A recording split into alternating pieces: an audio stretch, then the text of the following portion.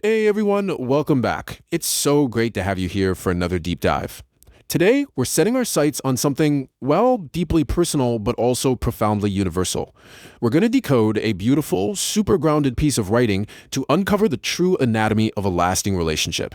If you're a focused learner looking to understand what actually holds a partnership together over the decades, stripping away all the noise and those fairy tale expectations, you are in exactly the right place. We're going to use the core insights from our source material today to map out what real commitment actually looks like on a day-to-day basis. Let's get right into it. Okay, let's dive into this by confronting a massive question right out of the gate. Are you looking for a highlight reel or a real future? In today's highly curated world, it's so easy to chase a relationship that just looks perfect on the surface, right? The vacations, the flawless photos, the seemingly effortless romance. But our source text challenges us from the very first sentence to totally rethink what we're actually searching for. It asks us to look past the surface and consider, are we building a facade or are we building a true foundation? Section 1.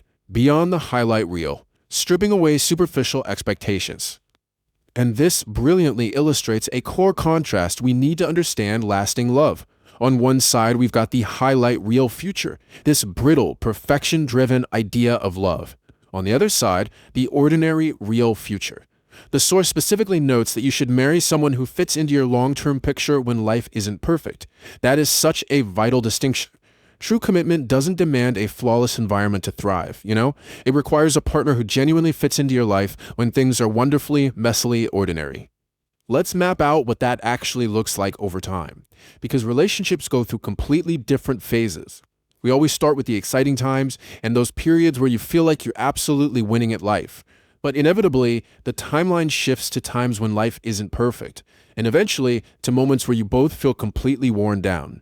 The text emphasizes that a true partner is someone you can picture beside you during all of these different seasons. They don't just hang around for the summer, they weather the winter right by your side. Which leads us to this incredibly liberating thought from our source material. The kind of person you don't have to put on a front for. Just think about the profound relief in that statement for a second. Lasting love means the exhausting work of pretending? It's over. The text explicitly tells us that with the right person, just being yourself is already more than enough. You don't have to put on a performance to be worthy of their commitment. Section 2. Magic in the mundane. Finding joy in shared moments. Now, what's really interesting here is how specific and relatable the source text gets. If we aren't chasing the highlight reel, what are we actually doing together? Well, it paints this picture of baking cookies for Santa Claus the night before Christmas. Look at these steps to making a memory. You laugh with flour on your nose, you sneak a bite of cookie dough when the other person isn't looking, and you stay up a little too late. It's delightfully ordinary. It's not some grand sweeping gesture. It's a tiny, playful interaction that creates a lasting bond. But here's the secret behind that anecdote. It's not because the cookies matter, but because the moment does. The actual outcome of the task, like whether the cookies burn to a crisp or turn out absolutely perfect, is completely irrelevant. What matters is the shared effort. What matters is the conscious decision you both made to drop your guards and make a memory together right there in the kitchen. So we walk away with a completely redefined understanding of romance. The text defines magic not as something found in extravagant, expensive dates, but rather in shared effort and the beautiful joy that's experienced together. The magic isn't something you can just go out and buy, it's something you actively generate through your willingness to participate in life alongside someone else. Section 3. Teamwork over ego. The anatomy of an ideal partner. With that grounded view of romance in mind, let's explore this stark juxtaposition of character traits.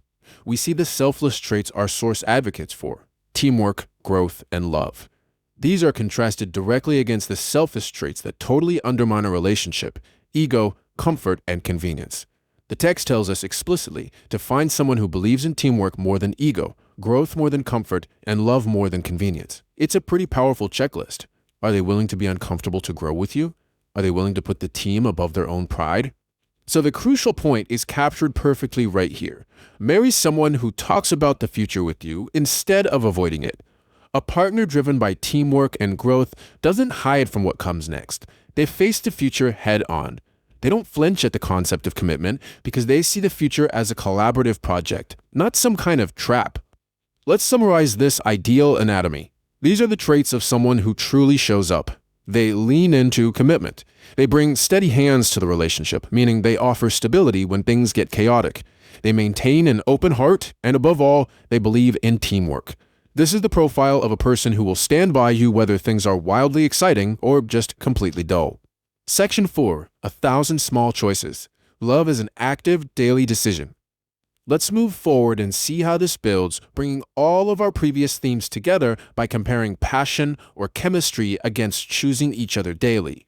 The text makes it absolutely clear that lasting love isn't just about passion or chemistry. Those are passive feelings, right? They happen to you. But lasting love? No way. That is not passive. It's an active, ongoing, deliberate choice. 1,000. It's such a powerful visualization. The author of our text wants us to understand that lasting commitment is not one giant dramatic vow that just magically sustains you for 50 years. Instead, it's built by choosing each other in 1,000 small ways. It's the flower on the nose, it's the steady hands during a crisis, it's the conscious decision to listen when you're dead tired. It's literally 1,000 micro commitments. And that leads us to this beautiful summary quote from the text. Love is choosing each other in 1,000 small ways with each and every day that passes. I want you to just let the gravity of that sink in. It's a profoundly grounding thought. It removes the pressure of having to be perfect and replaces it with the beautiful responsibility of simply showing up, day after day, choice after choice. As we wrap up this explainer, I want to leave you with one final thought to reflect on based on everything we've unpacked today. Will you chase the highlight reel, or will you choose the 1,000 small ways? True commitment is out there, for sure, but it hides in the ordinary, real kind of future. Thank you so much for diving into this fascinating material with me today, and hey, keep making those small choices count.